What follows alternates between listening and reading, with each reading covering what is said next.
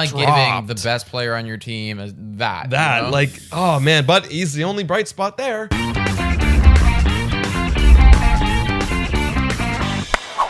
Hello, everyone, and welcome to Blue Jays Today, where we always have something to say about your Toronto Blue Jays. I'm your host, Nicholas Playlog. And I'm your host, Adam Peddle. And today, guys, we're going to be telling you what your best player on your team is, and there's no questions asked. That's right. Before we get into it, guys, make sure to comment, like, hit that subscribe button, and that post notification button to stay up to date with everything baseball, everything Toronto Blue Jays. Yeah. All right, let's get straight into it. We're going to go alphabetically from the team, the city name, and we'll go all the way down and say who we think is the best player. That would be starting with the worst possible team. It's the Arizona Diamondbacks, and for them, we both agree Ketel Marte is the guy. Yeah. I mean, he's been solid. I think he's got a 924 OPS this year, and a couple of years ago, he was in that MVP conversation.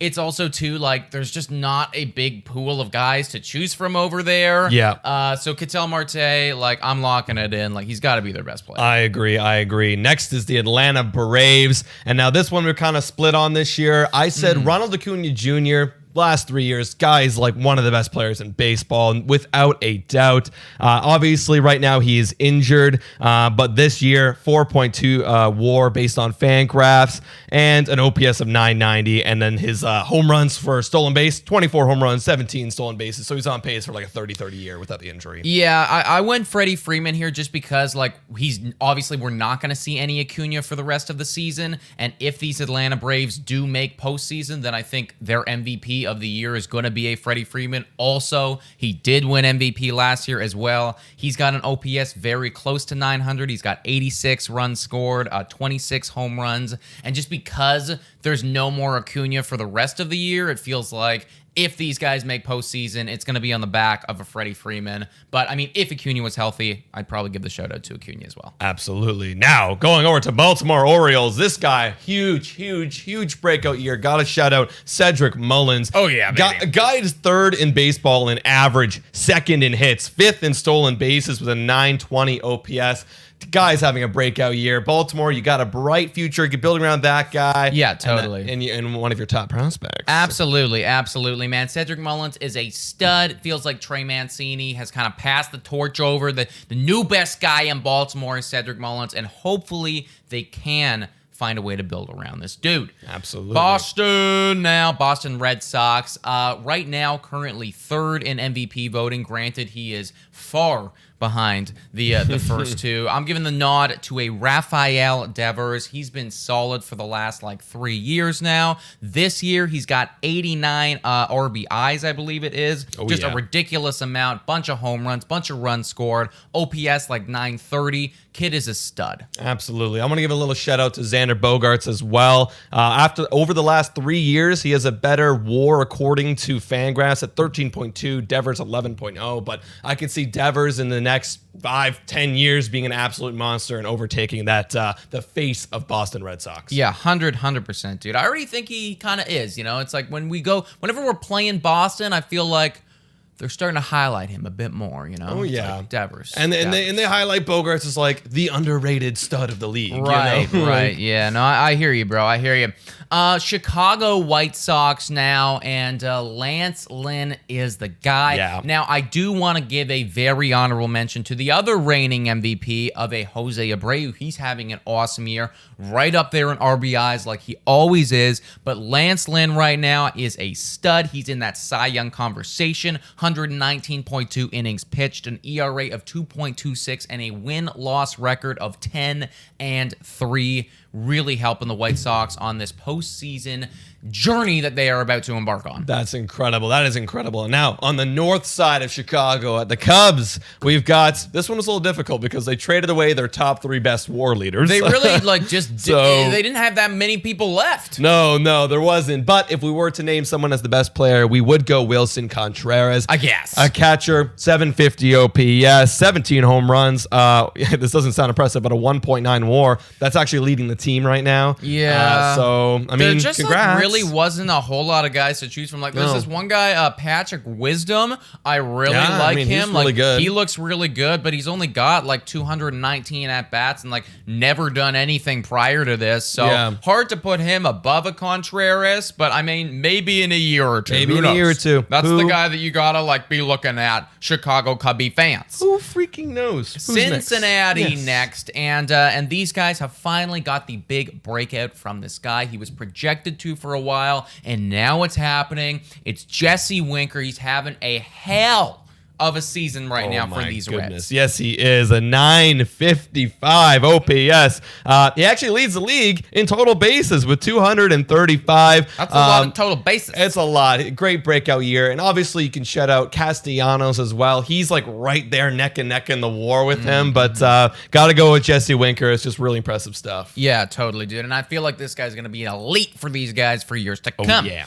Cleveland now, Cleveland Indians, Cleveland Guardians. We're still not really sure. Jose Ramirez is our nod on this one. Now, granted, Shane Bieber probably would have been the guy that we go to had he been healthy. He's been dealing with injuries this year and wasn't at his like 2020 form necessarily. Still very, very good, but not as good as 2020. Yeah, strikeout numbers were still incredible from this year, but the ERA is it was slipping a little bit higher than usual. Jose Ramirez leads the team with a 3.9 WAR. I mean, there is literally nobody else on that team. And you just really know what you're gonna get out of a Jose Ramirez. He's always gonna be like 850 OPS plus, bunch of stolen bags, bunch of home runs, crap load of production. He's elite. Absolutely. Next, down in the bottom of the pits, Colorado Rockies. Yes, they are. They're not very good now. We have a little bit of a split difference here. I went because again, more garbage to choose from. I went from Marquez, leading the team right now in WAR with a 3.8 according to Fangraphs and an ERA of 3.77. He's starting to slump as of late. Right.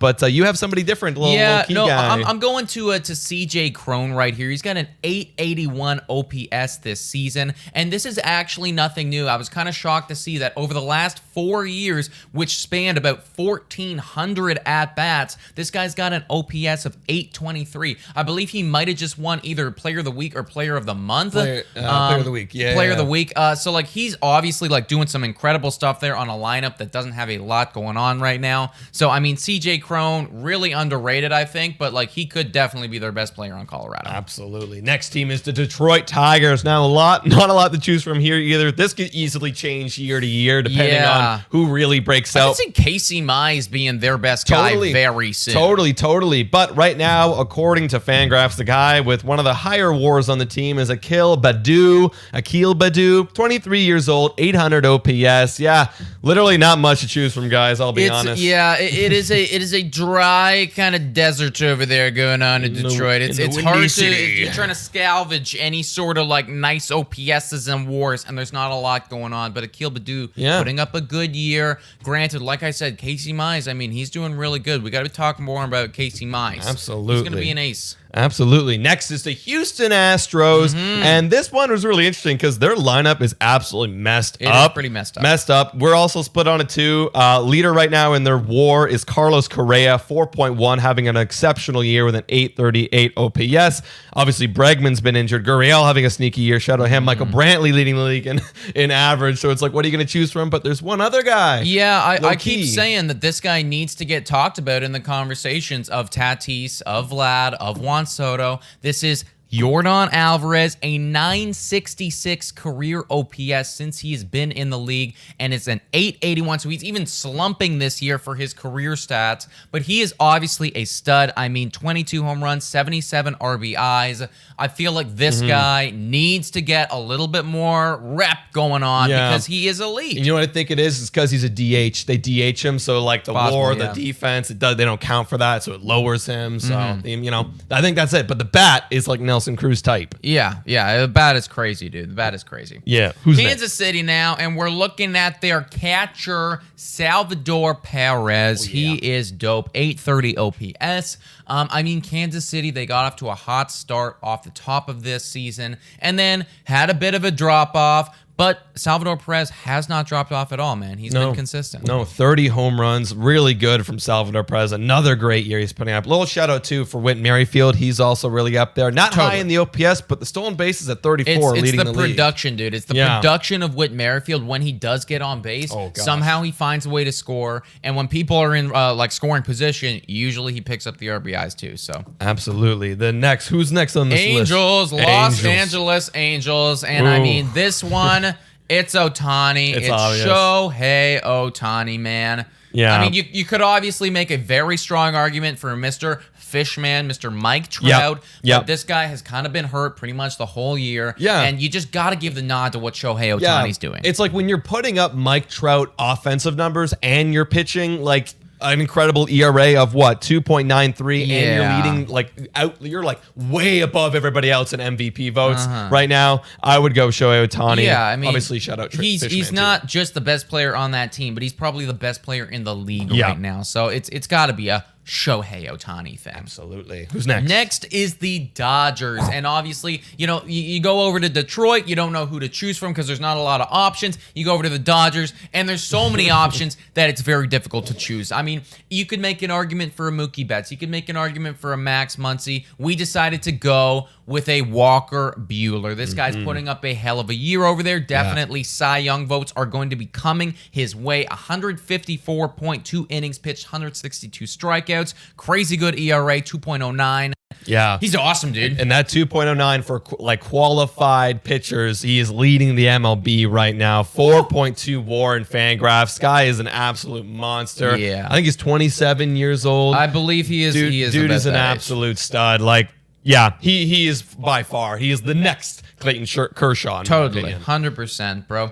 Miami Marlins now, and this guy's really interesting because not only is he their best player on the league or on their team, but he's probably going to be up for Rookie of the Year. So this guy has just come into the league, and now it's like he's the face of Miami, in our opinion. Anyways, we're talking about Trevor Rogers. Yes, Trevor Rogers, a 2.45 ERA, leads the team in WAR, but after Marte left, 3.1 WAR, and like you said, Rookie of the Year, and he could get Cy Young votes too. I mean, that's actually pretty messed up. He's having an exceptional year right now for literally being a rookie, and I mean, Miami, just their pitching staff as a whole is going to be dominant for years to come. Alcantara is another shout out there. This guy's really young, dude. Year. It's really freaking young. It's really talented. Yeah, we also got the Brewers over in the NL Central. Now this one, oh my gosh, we're talking about good quality pitching. Talk about potentially two really good quality pitchers. Or your pick, I believe, is I'm going with Brandon Woodruff. 140.1 innings pitched, 163 strikeouts, an ERA of 2.18,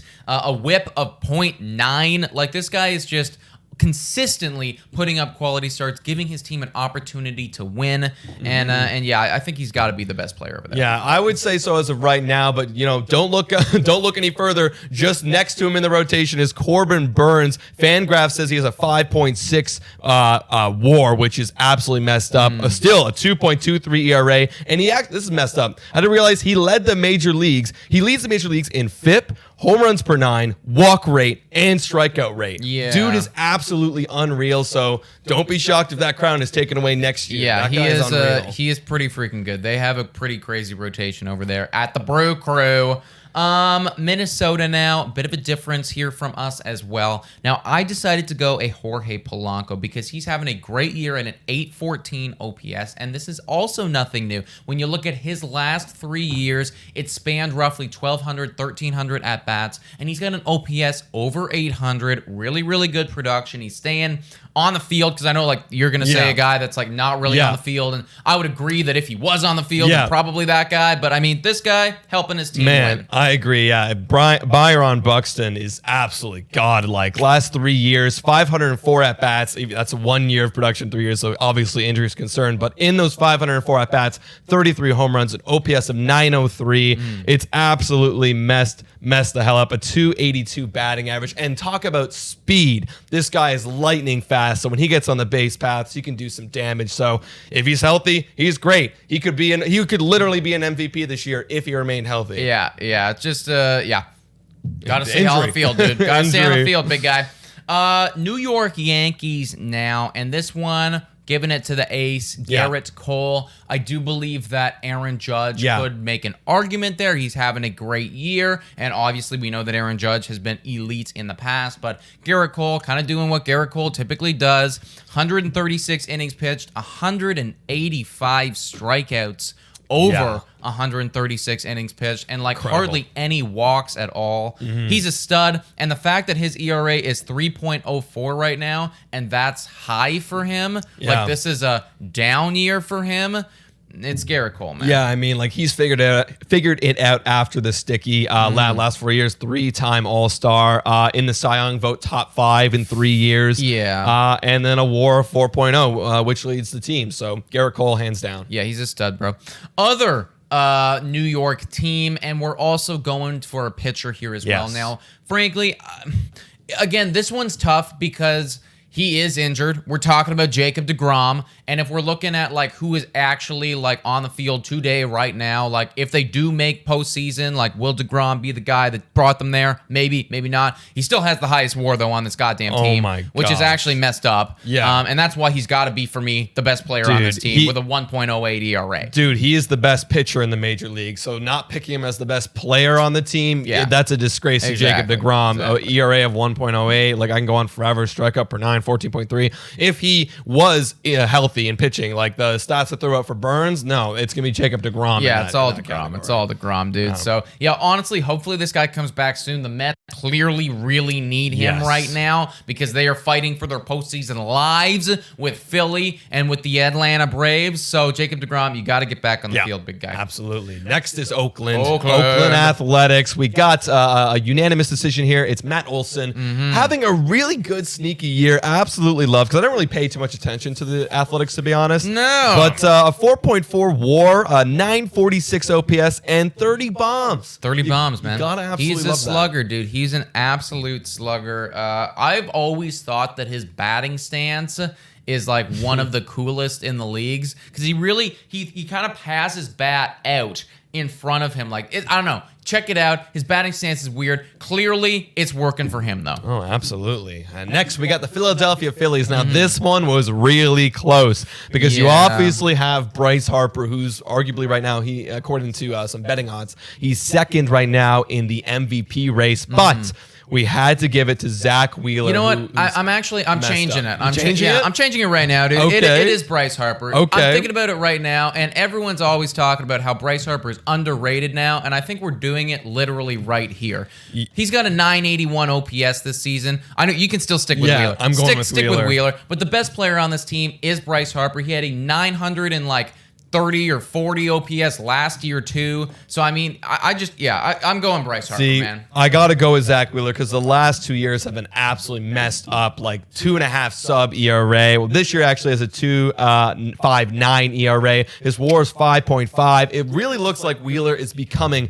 one of the solidified aces in baseball. So having that on your team is absolutely messed up. But yeah, I mean Harper right there. Like I'm not gonna underrate him. I put him right there, but like I got to give it a little bit to Wheeler just to how incredible of a year he's having. Pittsburgh Pirates now. This one, unanimous. They really only have one guy that is popping the hell off. It's Brian Reynolds. OPS of 926. Very, very good. Good production. Good overall slash. And there's just nothing else on that team. So kudos to you, Brian. Like the WAR chart is like there's a gap. He's a 4.3 WAR. It's just so clear. Hopefully you get some guys around you. Yeah, for real. Or get out of that team. It would be my opinion. San Diego Padres. This one also pretty clear. It's a Tatis Jr. thing. Fernando Tatis Jr., obviously, since he's come into the league, has been awesome. MLB poster boy on the show. And, I mean, this year's nothing new. A 1.05 OPS, that's the best in the league right now. Slugging, best in the league. Career slugging is incredible. Career numbers are incredible across the board. It's just a stud. The career number is just under 1,000 at-bats with a 991 OPS. Right. That's messed up. Right. Now, this guy is literally one of the best players in baseball. So, obviously, he's the best player on this team. Yeah, totally, dude. Next is San Francisco Giants. And earlier this week, we did a video talking about will they win the World Series, and we gave our opinions on that. looking at their best player, this one was tough because they have a lot of guys that are popping off. Yeah.